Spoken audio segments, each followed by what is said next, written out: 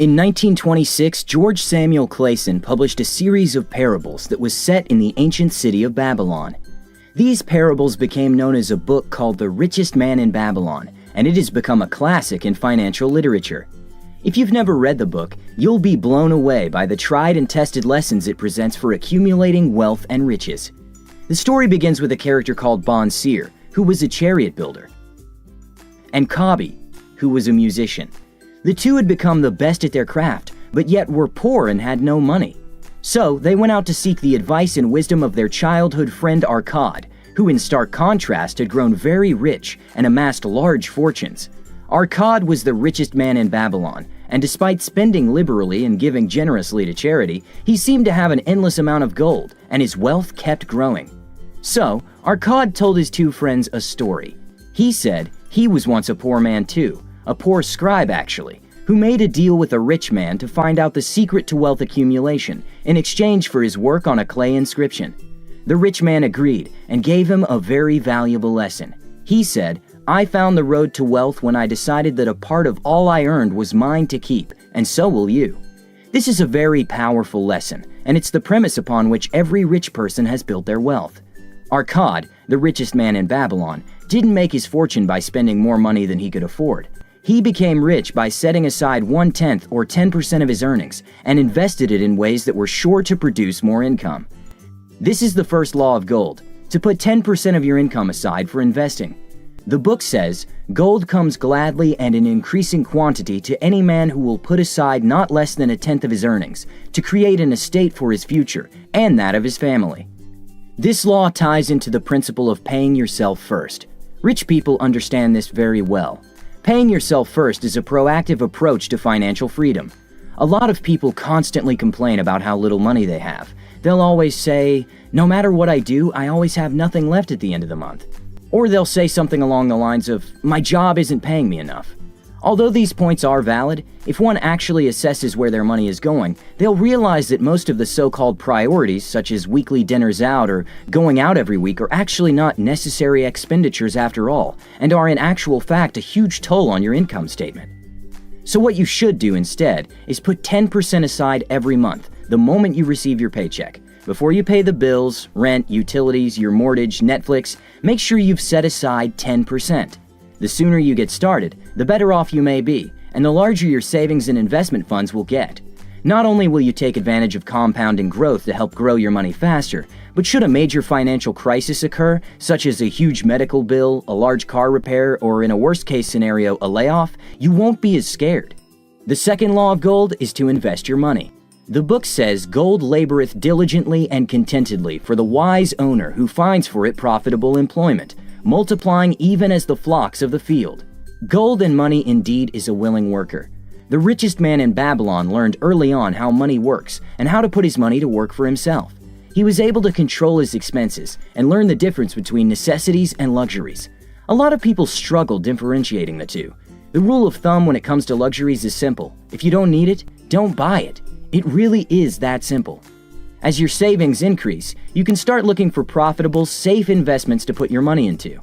There are many ways you can invest your money, such as real estate, stocks, bonds, businesses, and so on. You should see your money as little soldiers, going into war and bringing back bounty. The more soldiers you have, the more bounty and loot they'll bring back. But before making any major investment, you must first be absolutely certain about where you're putting your money. Make sound investments and your money will come back in abundance. Which brings me to the third law of gold. Seek first advice, or as I like to say, seek wisdom first before making an investment.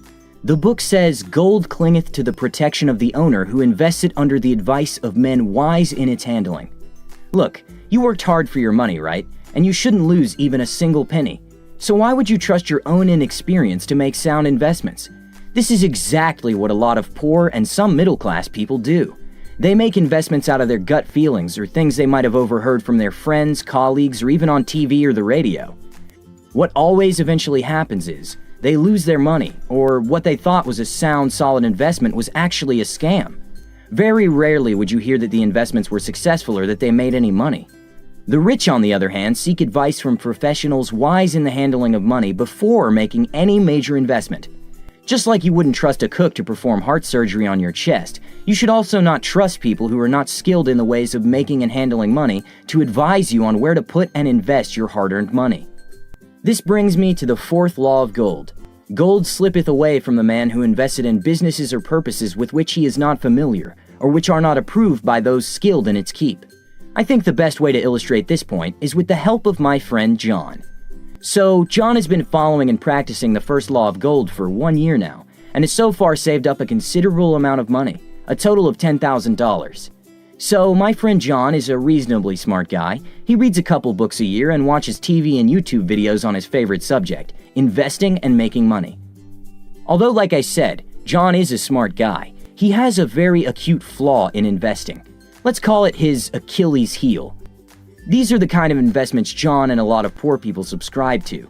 The moment they hear a quote-unquote good investment on TV or radio, they jump on it right away.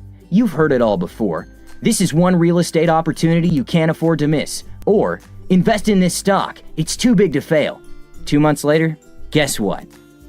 The basic rule to follow when investing is very simple. If you don't understand it, don't invest in it, period.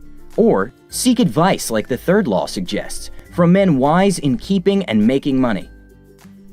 This is what John should have done. Instead of investing in bad stocks and real estate, he should have instead looked for and sought the advice of a person who is succeeding and making money in real estate or stock investing. So now, my friend John is broke and has about $500 left in the bank. But not all hope is lost. In his moment of misery, he conjures up a brilliant plan to make back the money he lost and then some. His plan is simple, brilliant, and cunning. In his eyes, it can't fail. John plans to go to Vegas, yeah, the gambling city, bet on a couple of games and make back the money he lost. He's absolutely sure and certain that he can make back the money and then some. Which brings me to the fifth law of gold. Gold flees the man who would force it to impossible earnings, or who follows the alluring advice of tricksters and schemers, or who trusts it to his own inexperience and romantic desires in investment. You see, in John's attempt to make back the money he lost, he thought the fastest and easiest way to make back the money was to gamble. Although very rarely some people do make a lot of money gambling, it wasn't John's lucky day. My friend John learned 2 very important lessons that year. 1, what happens in Vegas stays in Vegas. And 2, there's no quick way to become rich. The lessons that Arcad taught his friends are the premise of the book, and they are the lessons of wealth-building habits that I believe every rich person has followed to accumulate their wealth. These lessons have helped millions of people who practice them to become financially stable and wealthy, and I believe these lessons will help you build a firm financial foundation. Thank you guys so much for watching, and I'll see you on the next one.